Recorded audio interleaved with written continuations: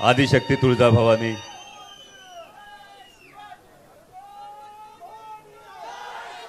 उभ्या हिंदुस्थानचा आराध्य दैवत छत्रपती शिवाजी महाराज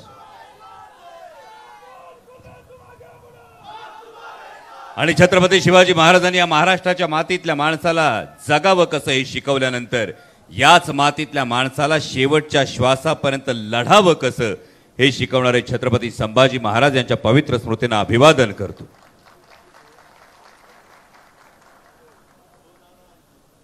आज खरं तर कपर्दिकेश्वराच्या या भूमीमध्ये बोलत असताना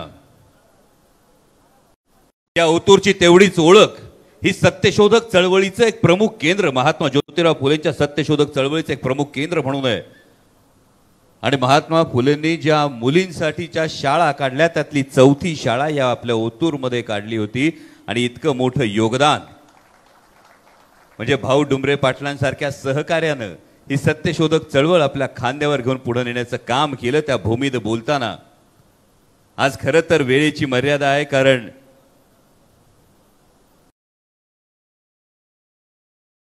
पुढे पुन्हा हेलिकॉप्टरचं टेक ऑफ आहे आणि सभांच्या या सगळ्या धामधुमीमध्ये धावत असताना अनेक व्यासपीठावरचे सगळेच जे मान्यवर या सभेसाठी वडीलकीच्या नात्यानं काळजी म्हणून ज्याने आवर्जून ही सभा घ्यायला सांगितलं ते आदरणीय शरदचंद्रजी पवार साहेब, मान्य अशोक बापू पवार, माजी आमदार रामशेठजी कांडगे, माजी आमदार दिलीप भाऊजी ढमढेरे, माजी आमदार बाळासाहेबजी दांगट, मान्य बबनरावजी थोरात, जिल्ह्याचे अध्यक्ष जगन्नाथ बापू शेवाळे, किशोर शेठ दांगट, देवदत्तजी निकम, सुरेश भाऊ भोर, संभाजी शेठ तांबे, अशोकदादा घोलप, आम आदमी पक्षाचे मयूरजी दौंडकर, माऊली शेठ खंडाळे, विकासजी लवांडे, अनिल तात्या मेहेर, बाळासाहेब बानखिले, राजूभाई इनामदार, तुषार भाऊ थोरात, अनिल शेठ तांबे, वैभव शेठ तांबे, शरदरावजी लेंडे, गुलाब शेठ पारखे, सईदभाई पटेल, आमचे बंधू दिलीपराव कोल्हे, अनंतरावजी चौगुले, दीपक शेठ औटी, माऊली शेठ शेळके, मोहित शेठ ढमाले, धोंडीभाऊ शेठ पिंगट, अशोक नाना घोडके, अंकुश शेठ आमले, जयवंत शेठ घोडके, दादाभाऊ बगाट, सुरेखाताई विटेकर, ज्योत्स्नाताई महाबरे, अर्चनाताई भुजबळ, पूजाताई वळसे, राजश्रीताई बोरकर, सुरेखाताई मुंडे, सोनलजी शेटे, बाबा शेठ परदेशी, सुनीलजी मेहर, बाजीराव शेठ ढोले, धोंडीभाऊ शेठ भोर, बाबाजी शेठ शिंदे, सुनीलजी ढोबळे, जालिंद्र शेठ पानसरे, बंसी शेठ चतुर, काका धावडे, उत्तम शेठ काशेत, बाबूभाऊ पाटे, विजयराव कुराडे, मोहनजी बांगर, तुळशीरामजी भोईर, नांगरे गुरुजी असतील, रावभाई असतील, संतोष केदारी, आदिनाजी चव्हाण, जितेंद्रजी बडवाई, समीरजी भगत, सगळेच आपण मान्यवर। ही सगळी नावं घेणं का गरजेचं आहे, तर ही सगळी मंडळी आहेत, ही इरेसरीनी लढतायत आणि त्यामुळं खरं तर महाराष्ट्रभर प्रचार घेण्यासाठी फिरण्याची मोकळीक लोकसभेची निवडणूक असताना सुद्धा मिळते। हे सगळं तुमच्या जीवावर आहे। सुरुवातीला जो तुम्ही जे स्वागत केलं, ज्या घोषणा दिल्यात, आणि म्हणून तुमच्या समोर नतमस्तक एकाच कारणासाठी फार जास्त वेळ खरं तर आज बोलणार नाही। आपल्याच घरात वेगळं काय बोलायचं आणि जी सुरुवात केली त्या सुरुवातीनेच तुम्ही दाखवून दिले की नेमकं वातावरण काय, तालुक्याचं ठरलंय, शिवजन्मभूमीचं ठरलंय, स्वाभिमान जपायचा आहे आणि तुतारीचं बटन दाबायचंय।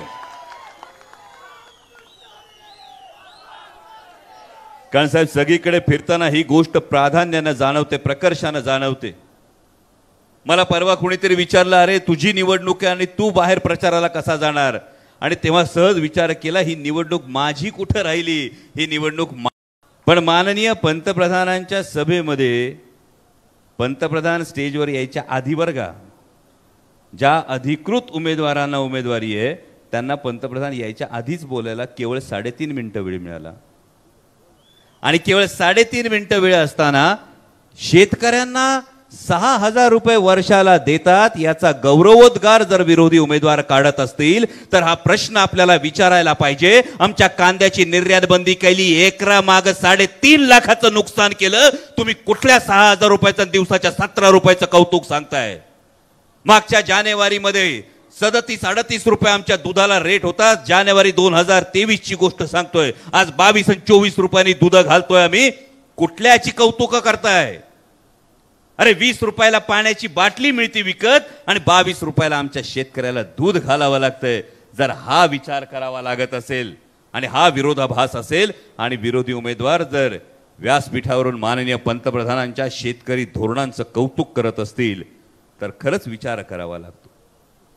वावराला खत घालतो, त्या खतावर 18% जीएसटी भरतो, शेतीची अवजारं घेतो त्याच्यावर 12% GST भरतो आणि असं असताना आमच्या तोंडावर फेकले जातात दिवसाचे फक्त 17 रुपये. माननीय पंतप्रधान जेव्हा पुणे जिल्ह्यामध्ये आले ताई, तेव्हा माझ्या मावल्या सकाळपासून रणरणत्या उन्हामध्ये कांदा, आता ढमढेरे काकांनी सांगितलं 32 वेळा हाताळावा लागतो. या 32 वेळा कांदा हाताळणाऱ्या माझ्या माऊलींना कधीतरी त्या कांद्याच्या निर्यातीविषयी एक शब्द माननीय पंतप्रधानांच्या तोंडून निघाला असं वाटलं होतं. एकही शब्द निघाला नाही.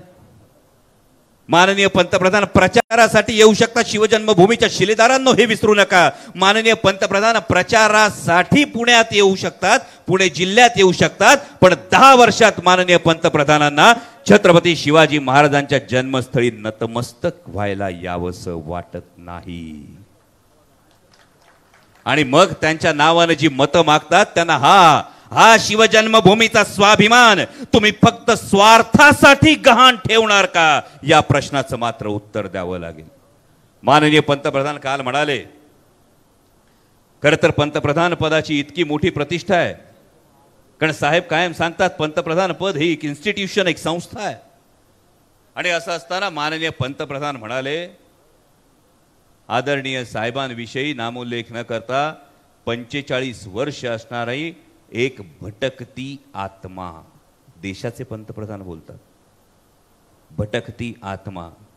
फार नम्रपणे देशाच्या पंतप्रधानांना सांगू इच्छितो, होय आदरणीय शरदचंद्रजी पवार साहेब आजच्या महाराष्ट्राचा आत्मा आहेत, सर्वसामान्य शेतकऱ्यांचा, महिलांचा, कष्टकऱ्यांचा, युवकांचा आत्मा आहेत. आणि हे जेव्हा भटकत होते, जेव्हा भुजला भूकंप झाला होता ना, तेव्हा माननीय स्वर्गीय अटल बिहारी वाजपेयी पंतप्रधान होते. भुजला भूकंप झाला होता, अख्ख्या संसदेमध्ये विरोधासाठी विरोध न करता मला याचा अनुभव आहे आणि मी भुजच्या भूकंपाला पुनर्वसनाला जाणार हे सांगणारे एकमेव आत्मा आदरणीय शरदचंद्रजी पवार साहेबच होते. आज तुम्ही येऊन आरोप करता, जेव्हा कांद्याच्या माळा घालून तुम्ही संसदेमध्ये आंदोलन करत होतात ना आणि आमच्या कांदा उत्पादक शेतकऱ्याच्या ताटात माती कालवा सांगत होतात, तेव्हा काही झालं तरी माझ्या कांदा उत्पादक शेतकऱ्याची निर्यात बंद करणार नाही, माझ्या कांदा उत्पादक शेतकऱ्याच्या ताटात माती कालवणार नाही, हे ठामपणे सांगणारी आत्मा आदरणीय शरदचंद्रजी पवार साहेबच होते. आज माझ्या माता भगिनींना 33% आरक्षण देणार आहे, त्यानंतर 50% आरक्षणाला संमती देणार आहे.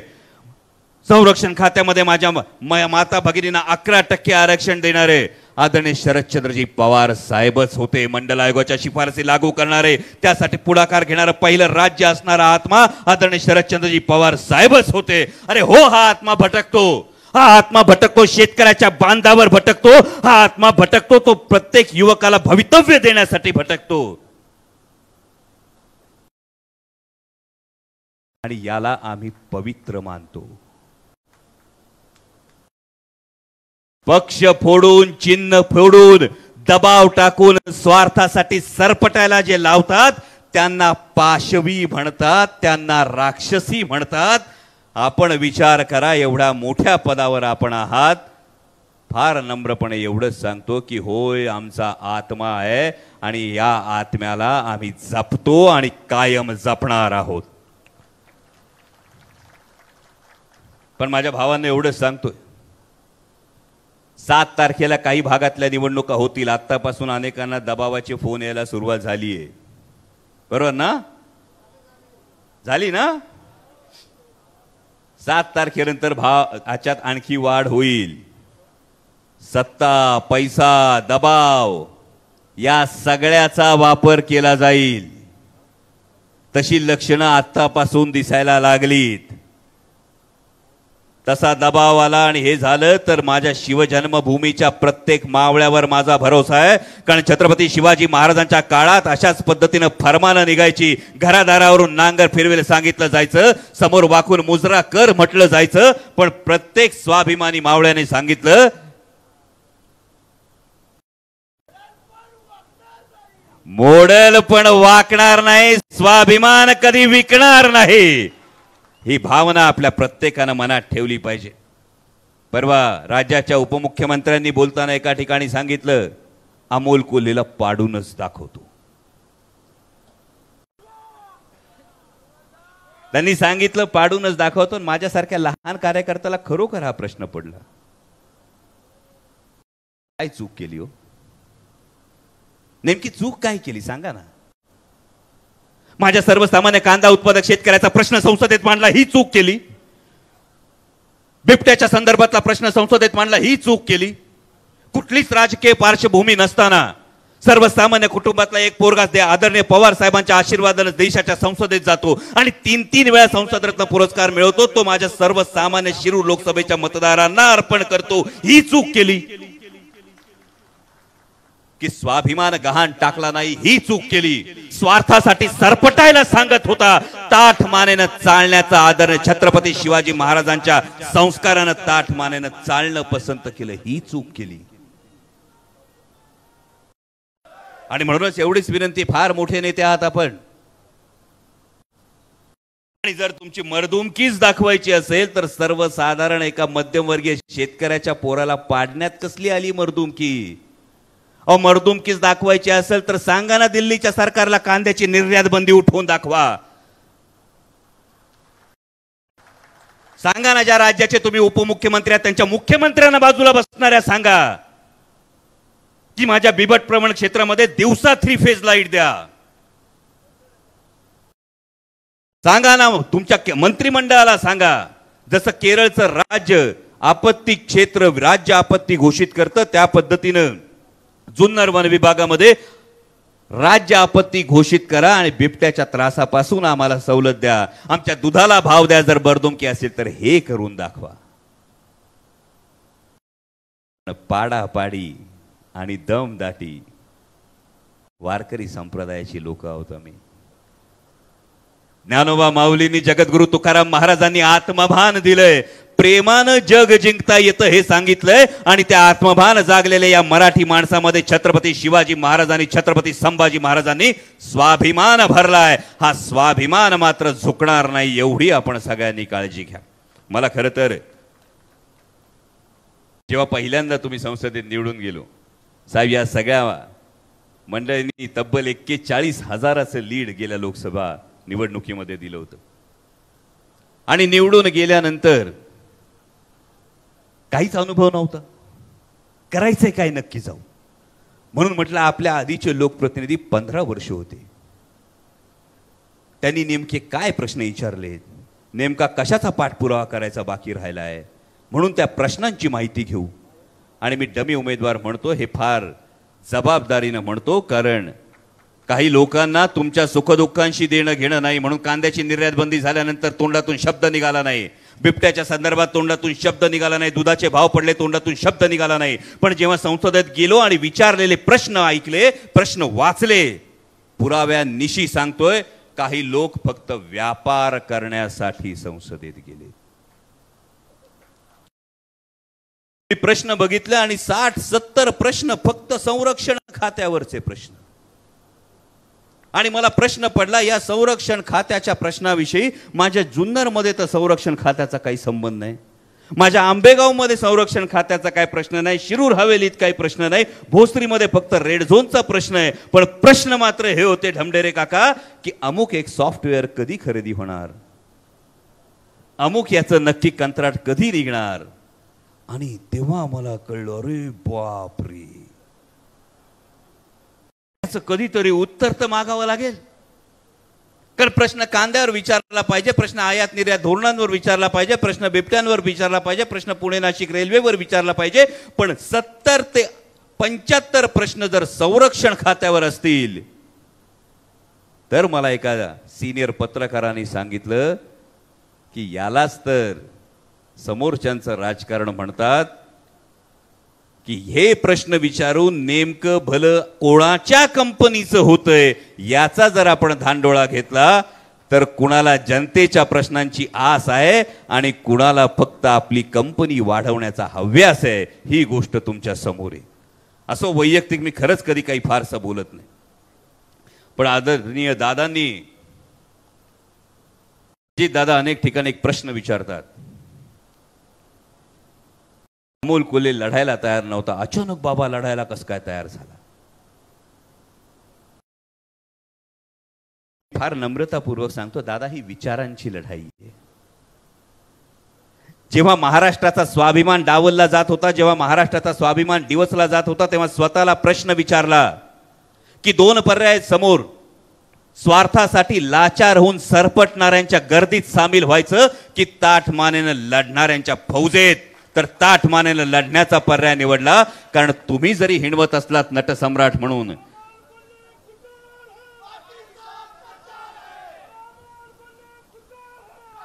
तरी छत्रपती शिवाजी महाराज आणि छत्रपती संभाजी महाराजांचा इतिहास जर सांगतो, तर जेव्हा महाराष्ट्राच्या स्वाभिमानावर कोणीतरी ललकारतो तेव्हा लढणाऱ्यांच्या यादीत सामील होणं गरजेचं असतं. आणि त्याहीपेक्षा दुसरी फार महत्वाची गोष्ट होती. महत्वाची गोष्ट अशी होती की जोपर्यंत कोणी विचारत नाही ना, म्हणजे प्रत्येक घरात एक बाप असतो. बाप कष्टाने घर उभं करतो, भिंती बांधतो, छप्पर सावरतो, उन्हात तानात पावसात वादळ वाऱ्यात तो त्या घराची काळजी वाहत असतो. पोरं मोठी होतात, पोरं करती सवरती होतात, प्रत्येकालाच बापाचं कर्तृत्व प्रत्येक दिवशी माहीत असतं असं कधी होत नाही. बाप असतो, बाप त्या घराचा आधार असतो. आपलं भोकं पडलेलं बनियन शर्टाच्या आत लपवत असतो, आपल्या चेहऱ्यावरची काळजी आपल्या हसण्यामध्ये लपवत असतो. बाप घरासाठी राबत असतो. पण जेव्हा बाहेरचा पाहुणा कोणीतरी येऊन विचारतो की बापानी केलं काय, तेव्हा कळतं की बाप हा बाप असतो आणि त्याला कधी विसरायचं नसतं. त्या सुरकुतलेल्या चेहऱ्यात सुख होऊन व्हायचं असतं. ही आमची संस्कृती आहे. आणि हाच तो बाप माणूस आहे ज्याने आमच्या जिरायती आमची जिरायती जमीन ही बागायती केली. हाच तो बाप माणूस आहे ज्याने सर्वसामान्य शेतकऱ्याला पत मिळवून दिली. हाच तो बाप माणूस आहे ज्याने सर्वसामान्य युवकांच्या हाताला रोजगार दिला. आणि जेव्हा आमच्या बाप माणसाला विचारलं जातं की आदरणीय पवार साहेबांनी महाराष्ट्राला काय दिलं, तेव्हा आमच्यासारखी सर्वसाधारण माणसं उठून उभी राहतात आणि सांगतात की होय, सगळ्यांना आव्हान द्यायचं पण बापाला आव्हान द्यायचं नसतंय कुणी.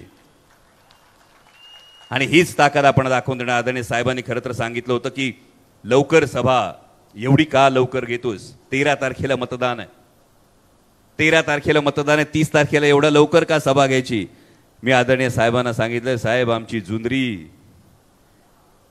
जुनरी माणसं शिवजन्मभूमीचे मावळे आहेत. ते सहसा पेटत नाही, एकदा पेटले का कोणाच्या बापाच्याने विजत नाहीत, अशी आमची ओळख आहे. आणि म्हणून तुम्हाला सगळ्यांना एवढीच विनंती करतो, मागच्या 5 वर्षात आपण सगळ्यांनी संधी दिली. घरातला तुमच्या लेक आहे, जेव्हा घरातलं लेकरू आईबाप खांद्यावर उचलून घेतात तेव्हा ते जगाला मोठं दिसतंय.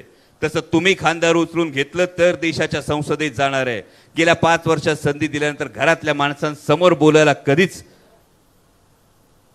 कमी जास्त बघायचं नसतं. गेल्या 5 वर्षात प्रामाणिकपणे प्रयत्न केला, काही कसूर राहून गेली असेल तर पुढल्या 5 वर्षात ती 100% पूर्ण करतो. हा प्रत्येकाला तुम्हाला कानाला धरून हे करवून घेण्याचा अधिकार देतो. आणि तुतारी वाजवणारा माणूस या चिन्हासमोरचा आपण बटन दाबा, एवढी कळकळीची विनंती करतो आणि थांबतो. धन्यवाद. जय शिवराय. एबीपी माझा, उघडा डोळे बघा नीट.